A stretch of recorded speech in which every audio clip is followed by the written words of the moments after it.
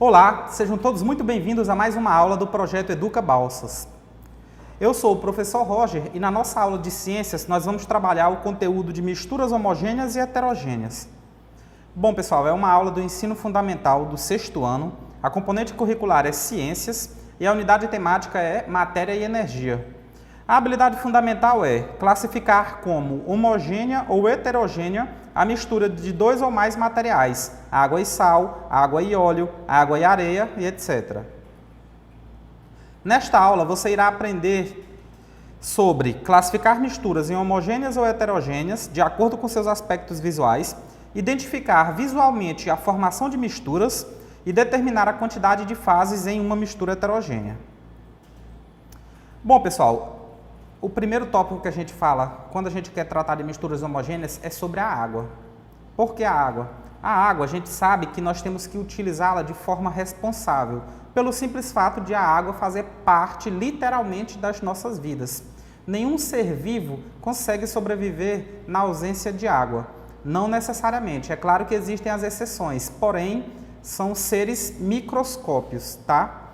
Pessoal, como que a gente deve utilizar a água? A gente deve utilizar a água de forma racional para que a gente consiga suprir as nossas necessidades no nosso tempo e que, consequentemente, consiga deixar água suficiente para as futuras gerações conseguirem sobreviver e manterem as suas vidas também de forma adequada. Isso é uma missão que todo mundo vem promovendo nos últimos anos, tendo em vista essa consequente alteração no clima que nós vemos sofrendo nos últimos períodos. Vamos agora analisar a questão da água que a gente não vê. O quanto de desperdício que a gente provoca com pequenas atitudes e até mesmo na promoção de algumas atividades, como essas que eu vou mostrar para vocês. Pessoal, aqui nós temos aqui uma ilustração da água que você não vê. Você consome sem perceber. Veja o quanto de água potável é necessário para produzir itens do nosso cotidiano. Para produzir 1 litro de cerveja, são necessários 5,5 litros de água. Para produzir 1 quilo de arroz, são necessários 2.500 litros de água.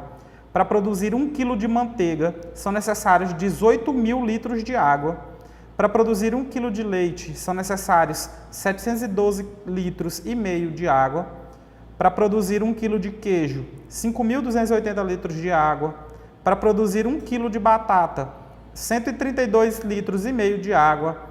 Para produzir 1 quilo de carne de boi, 17.100 litros de água. Para produzir 1 quilo de banana, 499 litros de água. Para produzir 1 quilo de frango, 3.700 litros de água. Então percebam que a gente gasta muita quantidade de água para produzir relativa quantidade de alimento. 1 quilo de batata, 1 quilo de carne, 1 quilo de queijo. Então, gente, é muita água. Percebam aí que um dos alimentos que mais consome água na sua produção é a manteiga, porque para produzir 1 quilo de manteiga a gente gasta cerca de 18.000 litros de água. Tá, pessoal? Essa fonte é do Sabesp. Gente, então, a água nos seres vivos e na Terra. Sabendo que a gente tem que promover um uso racional da água, vamos agora entender o que é a água de fato. Bom, gente, a água e os seres vivos. Grande parte do corpo dos seres vivos é composta de água. Os seres humanos, por exemplo, têm cerca de 75% dos organismos constituídos de água. Um peixe tem 65%. Em muitas frutas, entretanto, a quantidade também é significativa, como uma maçã, cuja composição é de 80% de água. Então percebam aí que grande parte do que existe, no nosso planeta é constituído de água. Tem uma quantidade de água dentro da sua constituição. Nós, por exemplo, 75% do nosso organismo é constituído de água. Então é muita água dentro do nosso corpo, né, gente? Sem a água no estado líquido, não seria possível a existência de vida tal qual a gente conhece. Se nós não tivéssemos água líquida, que a gente conseguisse beber no estado físico líquido, a gente teria problemas para conseguir sobreviver, porque diversas atividades são promovidas com a água no estado líquido. Inclusive, o sangue que corre nas nossas veias é líquido e o sangue é constituído de água, assim como outras coisas que nosso organismo promove. Bom, gente, a água dos seres vivos e o corpo. Agora vamos entender como que esse 75% de água se comporta dentro do nosso organismo, tá? Dentro do corpo humano. Olhem aqui, ó.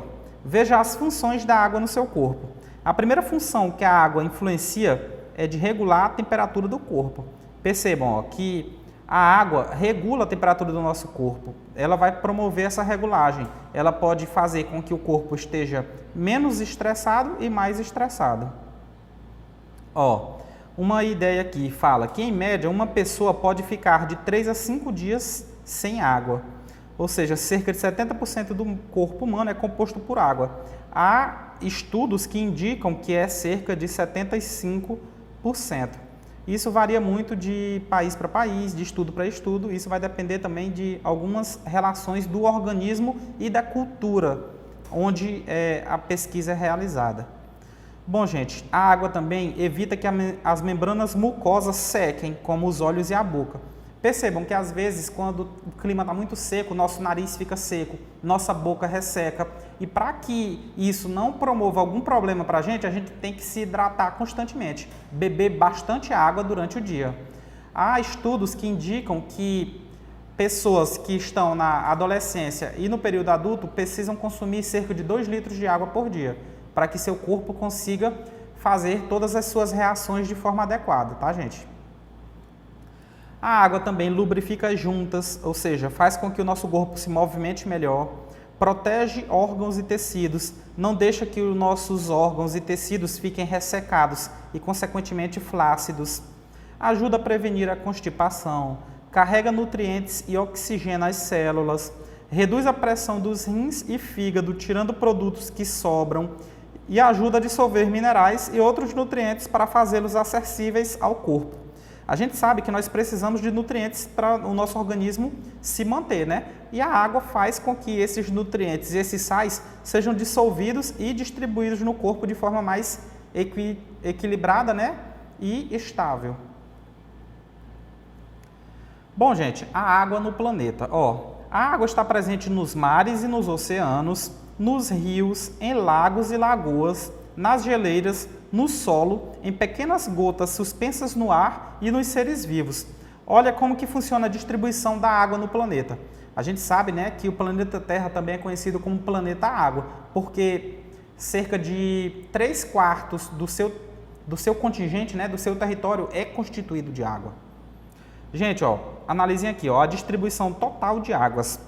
2,5% é de água doce, enquanto que 97,5% é de água salgada. Então percebam, ó, nós temos um índice muito grande de água salgada no planeta Terra, na distribuição das águas, né? Sendo que a água que a gente consome, tanto para produzir o nosso alimento, quanto para nós ingerirmos, é apenas a água doce. A gente utiliza a água doce, tá? E ela só representa 2,5% de toda a água que existe no mundo, tá, gente?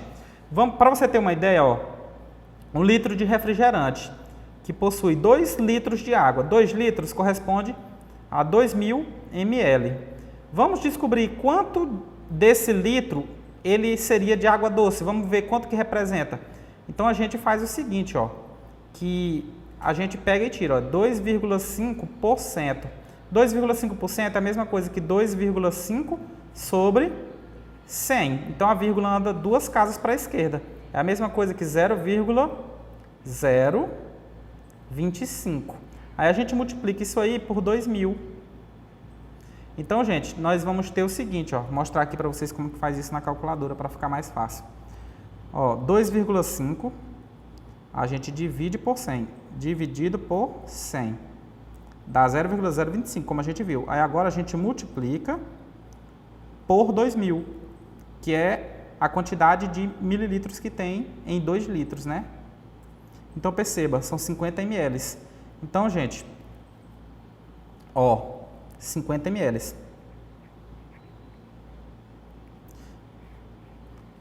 Se o planeta Terra fosse 1 litro de refrigerante de 2 litros, desses 2 litros, apenas 50 ml é o que a gente utilizaria para se manter, para produzir todos os alimentos para a gente ingerir o planeta inteiro. Então, vejam tão pouco que existe de água doce no mundo. É muito pouco, gente. Então, por isso, a gente tem que preservar, a gente tem que manter, a gente tem que utilizar de todos os recursos e de todos os artifícios que nós temos para preservar a água doce, para a gente poder utilizar e deixar também para as próximas gerações utilizarem. Desses 2,5% de água doce, vamos trazer para cá. Vamos distribuir o total de água doce como ele está disposto na superfície terrestre. Na superfície terrestre, melhor dizendo, no planeta Terra. Desses 2,5%, que é o que nós temos de água doce no planeta, 68,9% está congelado, está nas geleiras, está sobre o estado físico sólido. Vocês já viram algumas fotos, né? Vocês já viram gelo no congelador, né? Não é bem duro? Você consegue beber aquilo ali? Não consegue. Então, percebam que desses 2,5% de água doce, 68,9%, quase 70% está congelado nos polos. Polo Norte, Polo Sul, está congelado nas geleiras. 0,3% estão disponíveis em rios e lagos. Esses aqui são os que a gente consegue visualizar mais. Por exemplo, o Rio Balsas, que é o que a gente conhece aqui, que banha a cidade de Balsas, faz parte desse 0,3% que está disposto aí. 29,9% são as águas subterrâneas. Nós chamamos isso aí de aquíferos.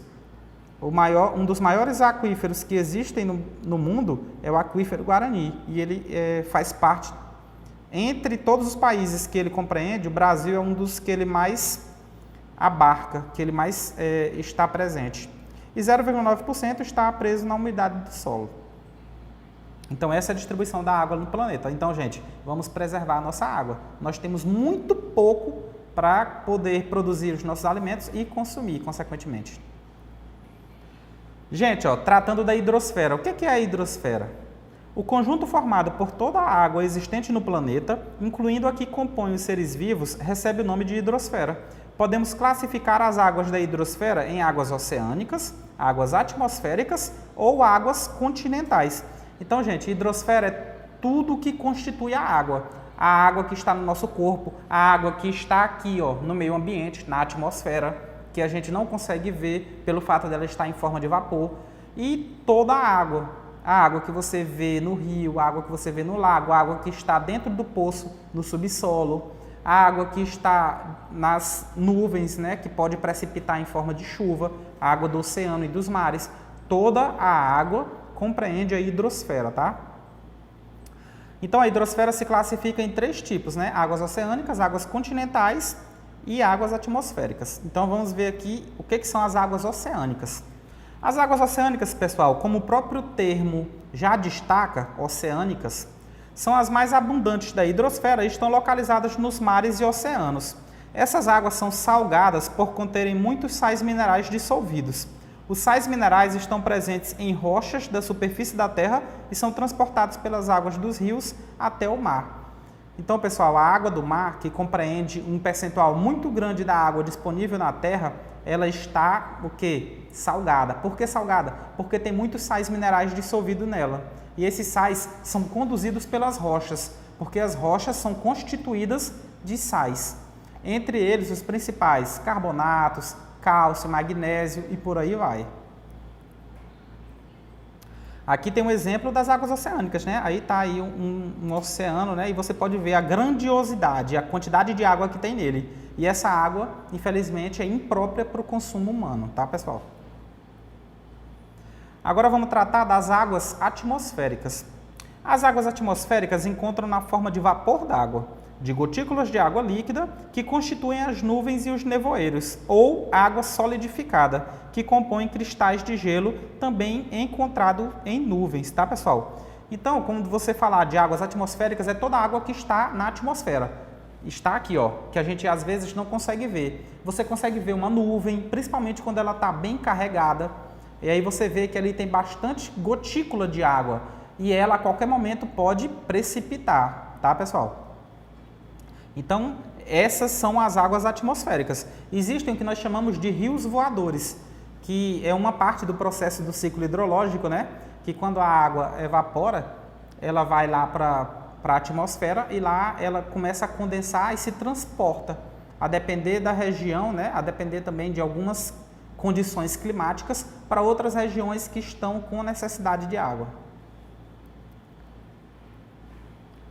E agora as águas continentais. Pessoal, as águas continentais são essas aqui, ó. As águas continentais estão em rios, lagos e geleiras, ou são subterrâneas.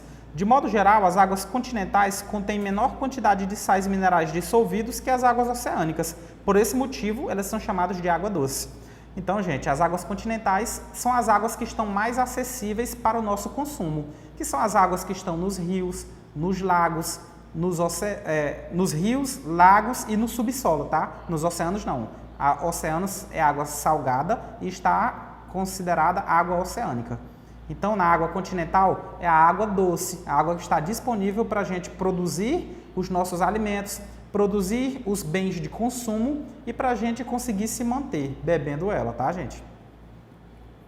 Aí tem um exemplo, né, de um rio que vocês podem ver aí, ó. Esse rio é constituído de água doce. Bom, pessoal, tratando ainda da hidrosfera e das águas continentais, vamos analisar essa figura aqui, ó. As águas continentais e oceânicas. Você pode ver que aqui, ó, aqui tem a geleira. Geralmente as geleiras estão em grandes altitudes, porque lá a temperatura é mais baixa e faz com que essa água fique congelada.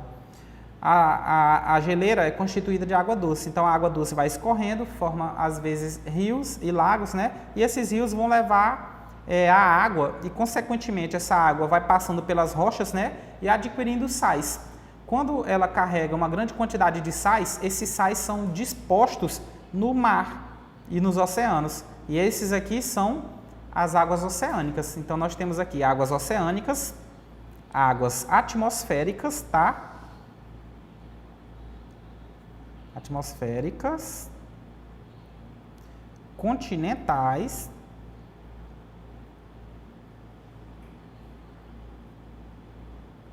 e oceânicas.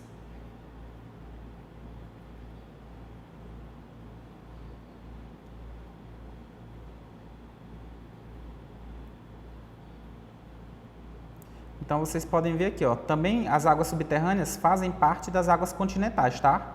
Porque é um manancial de água doce que a gente tem que vai percolando pelo subsolo aqui, ó, pelo solo no processo de percolação. Bom, gente, além disso, que constitui a hidrosfera, a gente chama dos aquíferos. Eu trouxe aqui para vocês, porque quando a gente comenta aqui em águas subterrâneas, nós temos o que nós chamamos de aquíferos. Esses aqui são os aquíferos, tá? Os aquíferos são constituídos das águas subterrâneas. Entre os aquíferos, nós temos o que nós consideramos um dos maiores aquíferos do mundo, né? Tem agora o Alter do Chão, que ultrapassou ele, mas ele ainda está em fase de estudos, não é comprovado.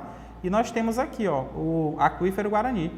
O aquífero Guarani, ele compreende aqui, ó, o Brasil, o Paraguai, a Argentina e o Uruguai. Só que a maior parte dele está onde? Está no território nacional, está no Brasil. Ali, ó, no Rio Grande do Sul, Santa Catarina, Paraná, São Paulo, Minas Gerais, Goiás, Mato Grosso e Mato Grosso do Sul. Então, ó, esse aqui é o aquífero Guarani, um dos maiores reservatórios de água doce do mundo, tá? Então, ali a gente tem bastante água para conseguir manter por muito tempo a população. Porém, a gente sabe que um aquífero ele é recarregável, né? Mas para que ele se recarregue de forma adequada, a gente tem que promover algumas mudanças para que essa água consiga repor de maneira salubre, tá? De maneira saudável. Agora vamos tratar dos estados físicos da água. Na Terra, pessoal, a água se apresenta em estado sólido, líquido e gasoso. A gente sabe que para a subsistência humana, ou seja, para a gente conseguir manter a nossa vida de forma adequada, a água precisa estar no estado líquido, tá? Mas tem 3 estados, sólido, líquido e gasoso. Ó, vamos analisar aqui. No granizo, nas geleiras e nos icebergs, a água está no estado sólido, que é o gelo. A neve é composta de cristais de gelos microscópicos, tá, gente? Nos oceanos, mares, rios e lagos, a água está no estado líquido. O ar que nós respiramos contém grande quantidade de vapor de água, que é a água no estado gasoso. O vapor d'água não é visível. Então, nós estamos vendo os 3 estados aqui. O primeiro tópico, estado sólido, explicando como funciona o sólido, aqui explicando como funciona o líquido e aqui como funciona o gasoso, tá? Então aqui tem alguns exemplos, né, mostrando os estados físicos da água. A gente pode ver aqui o estado físico aqui, ó, líquido. E ao mesmo tempo, na atmosfera, a gente pode ver o gasoso, que vocês estão vendo as nuvens aqui. E aqui nós estamos vendo a neve, né, que são formadas por cristais de gelo. Bom, pessoal, as mudanças de estado físico da água. Na natureza, a água muda constantemente, de forma natural, tá? De um estado físico para o outro. Isso ocorre quando a água passa por processos de aquecimento ou resfriamento. Veja alguns exemplos. O processo de solidificação. Como o próprio termo deixa claro, solidificação é o processo que a água sai do estado líquido para o estado sólido, gente. Isso aqui ocorre quando há um resfriamento, tá? Então, quando a gente resfria a água, ela sai do estado líquido e vai para o sólido. Você pode ver quando você coloca um copo de água no congelador da sua casa. Ele vira gelo logo logo, porque há um resfriamento. A fusão é a passagem do estado sólido para o estado líquido. Gente, aqui ocorre a fusão no aquecimento. Ou seja, você pegou um copo de gelo, deixou fora da geladeira por um tempo, ele vai absorver calor, porque lá na geladeira ele estava sendo resfriado. Ele estava numa temperatura muito fria, às vezes até abaixo de zero, né? E isso fez com que ele congelasse. Porém, se você deixar ele na temperatura ambiente, ele vai ser aquecido, ele vai absorver calor, ele vai adquirir energia. Então isso vai fazer com que a água que estava no estado sólido, que estava no gelo, vire líquido novamente. Porque a temperatura ambiente, a água está no estado líquido, tá, gente? A vaporização, ela é constituída de dois modos, evaporação e ebulição. A vaporização é a passagem do estado líquido para o estado gasoso. Na evaporação, ocorre a passagem, né, do estado líquido para o estado gasoso de forma natural. Ou seja, quando você coloca, por exemplo, uma roupa para secar, ela vai evaporar. Você coloca lá no varal uma roupa para secar e com o tempo ela vai ficando seca. Por quê? Porque ela vai evaporando. A água que estava ali contida vira gás. E tem o processo de ebulição. No processo de ebulição, aqui você promove o aquecimento. Aqui geralmente é quando você vai ferver uma água. Você faz com que a água que estava ali, né, você aquece ela de forma muito rápida e isso promove a ebulição. A ebulição você vai transformar a água do estado líquido para o estado gasoso, de forma rápida. Então, a ebulição é de forma rápida e a evaporação de forma lenta. Tá, gente? O que é a condensação? A condensação é a transformação do estado gasoso para o estado líquido. Tá? Então, quando você tem um gás e você quer transformar para o estado líquido, você condensa o gás, tá, gente? Ou seja, você começa a resfriar ele que ele transforma para o estado líquido. E a sublimação e a ressublimação é o processo que transforma direto do sólido para o vapor, para o estado gasoso. E a ressublimação é do vapor para o sólido, tá? Esse está relacionado a esse aqui e a sublimação está relacionado a esse aqui, tá, pessoal? Então, esses são as mudanças de estado físico da matéria. Então, ó, aqui eu trago uma ilustração para vocês verem como é que funcionam as mudanças de estado físico da matéria. Nós temos aqui, primeiro, ó, do sólido para o líquido. Do sólido para o líquido ocorre a fusão. Você está vendo? Está saindo do sólido e está indo para o líquido. Do líquido para o gasoso ocorre a vaporização. Tá, gente? Ou também ebulição, né? Que a vaporização é constituída, ó, da evaporação e da ebulição. Um é lento, o outro é rápido. Como vocês podem visualizar, tá? Então, a vaporização é a mudança do líquido para o gasoso. Do gasoso para o líquido é a condensação ou liquefação, tá? E do líquido para o sólido é a solidificação. Aí a gente tem aquela mudança direta, né? Do sólido para o gás, que é a sublimação, e do gás para o sólido, que é a ressublimação. Então essas são as mudanças de estado físico da água. Gente, a água muda continuamente de estado físico e de ambiente, em um processo chamado de ciclo da água. O que é o ciclo da água? A quantidade de água da hidrosfera praticamente não varia, ou seja, a água não vai acabar, a quantidade de água sempre vai existir. Porém, a quantidade de água disponível na forma doce, ela pode ser prejudicada e cada vez mais a gente pode ficar com a menor quantidade de água doce disponível para a nossa subsistência. A gente sabe que nós fazemos tudo com água doce. Processo industrial, para fazer uma televisão, para fazer queijo, fazer comida, para fazer qualquer bem, um celular, uma TV, um tênis, uma calça, uma camisa, uma bola de futebol, precisamos de água e essa água é doce. Então, vocês viram a quantidade ínfima de água que a gente tem, é muito pouco. Então, a gente tem que preservar, tem que cuidar para a gente conseguir se manter por mais tempo. Então, ó, a água não vai acabar, só que ela vai ficar cada vez menos disponível na forma como a gente consegue consumir. Ela está continuamente mudando de estado físico e de ambiente. Esse processo é chamado de ciclo da água ou ciclo hidrológico. O Sol é a principal fonte de energia que mantém o ciclo da água. Ele está envolvido com a evaporação da água dos oceanos, mares, rios, lagos e do solo. E também está relacionado com a liberação da água durante o processo de transpiração dos seres vivos. Gente, ó, olha a representação esquemática do ciclo hidrológico. Ó, em razão da energia do Sol, a água evapora de rios, lagos, oceanos, do solo, dos seres vivos e vai para a atmosfera. Então, de tudo que é constituído de água, nós, os seres vivos, o solo, os rios, os lagos, ele evapora, porque o Sol aquece, promove um aquecimento e ela evapora, né? Transforma do líquido para o gás. Beleza.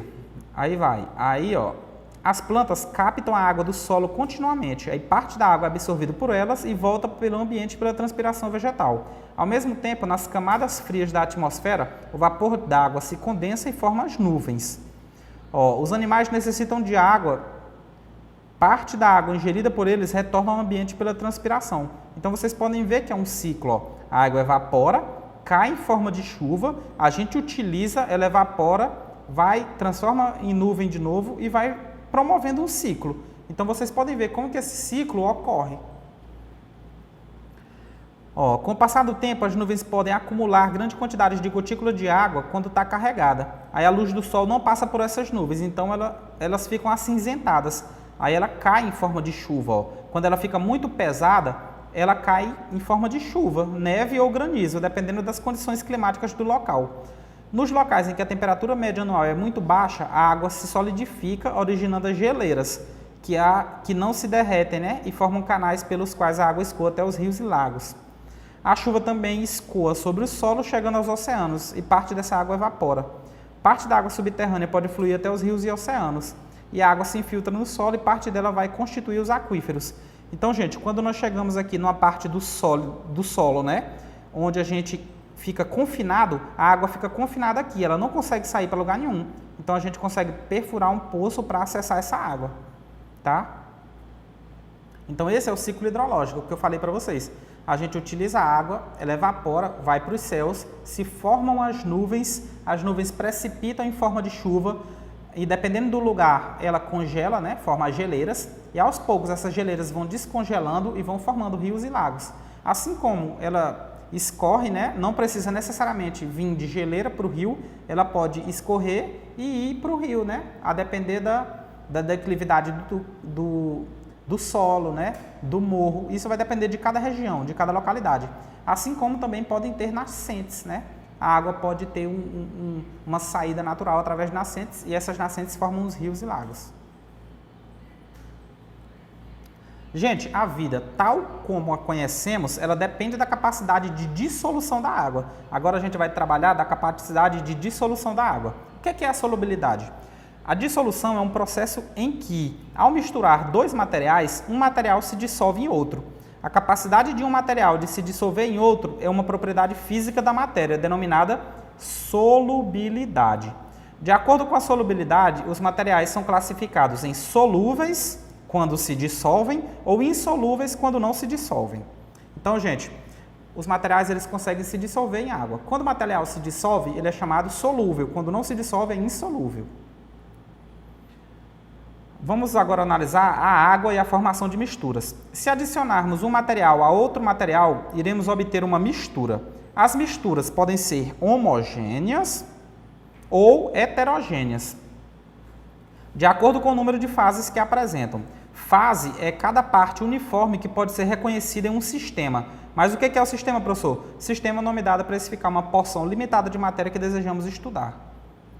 Gente, as misturas homogêneas ou soluções apresentam apenas uma fase. Então, as misturas homogêneas são aquelas que apresentam apenas uma fase, que você não consegue distinguir quais são as misturas que tem dentro daquele sistema.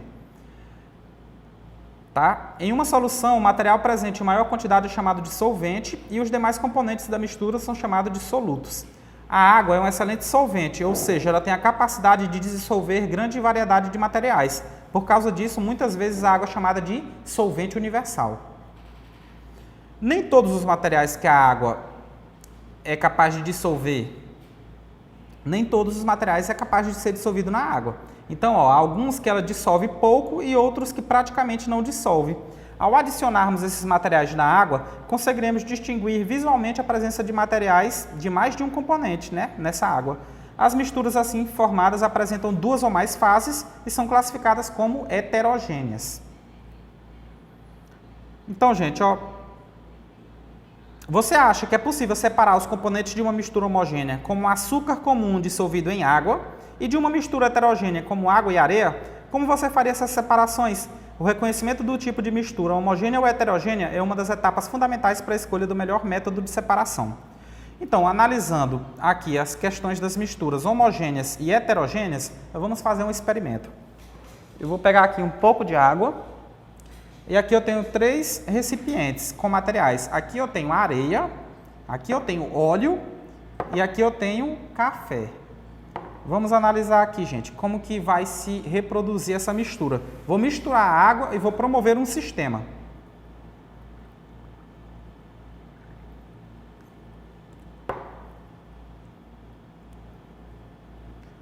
Misturando aqui a água com a areia. Agora eu vou misturar a água com o óleo.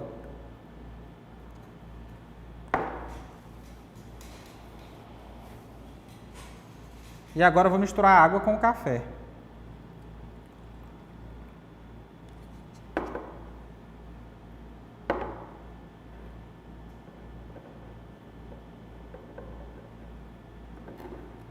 Analisem aí o que nós podemos ver aí, gente. Nós temos aqui 3 sistemas, tá? Percebam que formou uma mistura. Agora analisem aí. Algum deles se misturou totalmente?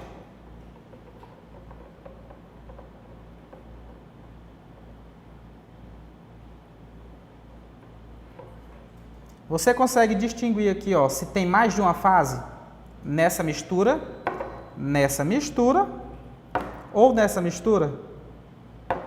Vamos aguardar um pouquinho de tempo para eles se ambientarem, aí a gente analisa essa situação mais uma vez, tá?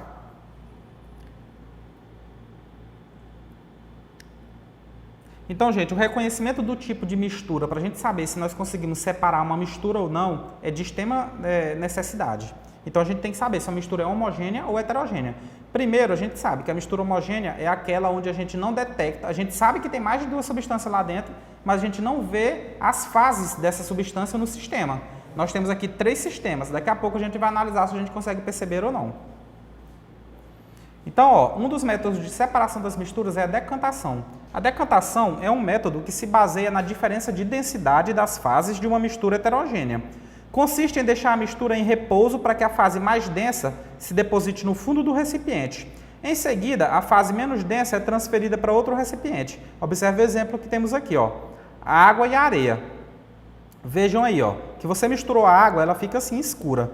Com o tempo, a areia se deposita todinha no final da água. Aí você consegue separar a água da areia, como você pode ver na ilustração C. Aqui, aqui você está separando, porque a água já decantou.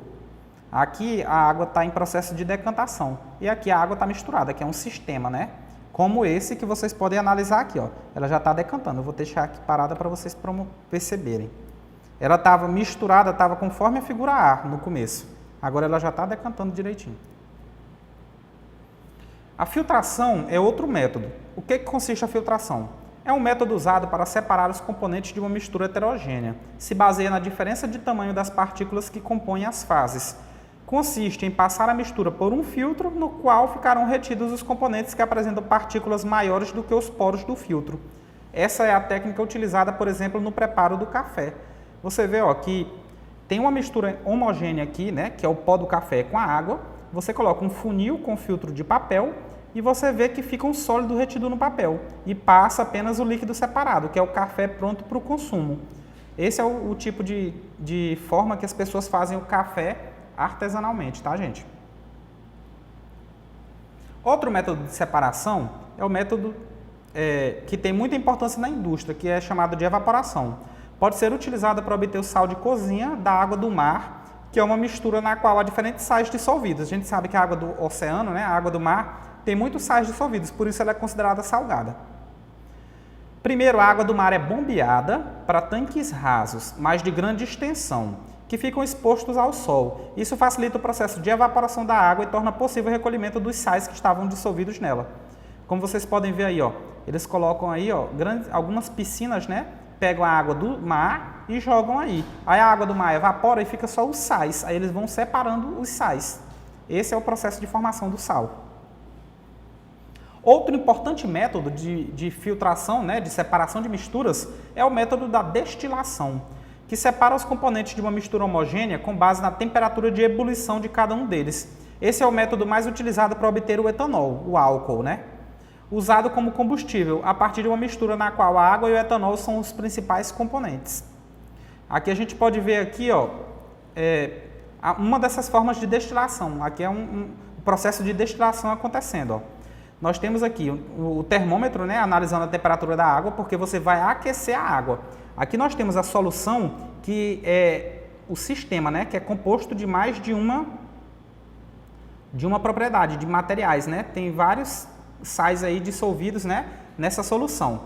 Aí nós temos um balão de vidro e a gente aquece pelo bico de Bunsen nesse processo, tá? Conforme a gente aquece, vai gerando vapor, né? O que for menos denso sai primeiro. Aí chega aqui no condensador, ele vai condensar esse vapor.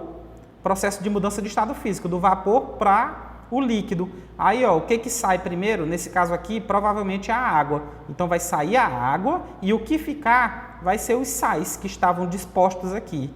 Porque eles têm um grau de vaporização muito maior. Então você vai precisar de muito mais temperatura para fazer com que esse sal se vaporize. E outro, aqui já na indústria, tá? Aqui é um processo de destilação também. Aqui nós temos uma usina de destilação de álcool. E ocorre da mesma forma como que a gente viu agora há pouco. Porém, o que vai sair primeiro, o que vai condensar primeiro é o etanol, porque o ponto de ebulição do etanol é menor do que o da água, tá? Bom, pessoal, agora nós vamos analisar como que ficou aqui essa situação. Percebam essa mistura aqui, ó. Essa mistura de água e areia. A mistura de água e areia, vocês já conseguem promover e ver que temos duas fases. Nós temos a fase que está disposta no fundo do copo e temos essa outra fase aqui, que é a água. Com mais tempo ainda, ela ainda está meio acinzentada. Todos esses materiais que estão dissolvidos aqui, eles vão decantar. Aí a gente vai conseguir fazer a separação desse material, porque quando a gente misturou, ele estava todo uniforme, né? Agora não, a gente já consegue visualizar duas fases aqui. Então, esse aqui é um dos tipos de mistura heterogênea, porque a gente consegue distinguir as fases dentro desse sistema. Aqui nós temos outro sistema, porém, a gente consegue ver que o líquido aqui que tem aqui em cima é o óleo, e ele ficou mais em cima da água. Então, a gente, nesse caso aqui, também consegue separar esse processo pelo método de decantação, porque a água vai ficar no fundo do sistema, desse recipiente, e o óleo fica acima. Então, se a gente conseguir, para a gente separar o óleo da água, a gente vai inclinando bem vagarosamente e vai extrair o óleo da água. Mas isso com mais tempo, porque aqui a gente ainda consegue perceber que a água não se separou totalmente do óleo. Então aqui também é uma mistura heterogênea. Por quê? Porque nesse sistema a gente consegue visualizar mais de uma fase. O que é a fase? Só relembrando, é quando a gente consegue visualizar dentro de um sistema, né, que é essa mistura, mais de um elemento, mais de uma substância. A gente consegue visualizar aqui e aqui. A gente está conseguindo visualizar duas fases. Porém, aqui na água misturada com café, a gente não consegue visualizar as fases. Por quê? Porque aqui a gente tem uma mistura homogênea. Quando a gente não consegue visualizar as fases, a gente considera essa mistura como sendo homogênea.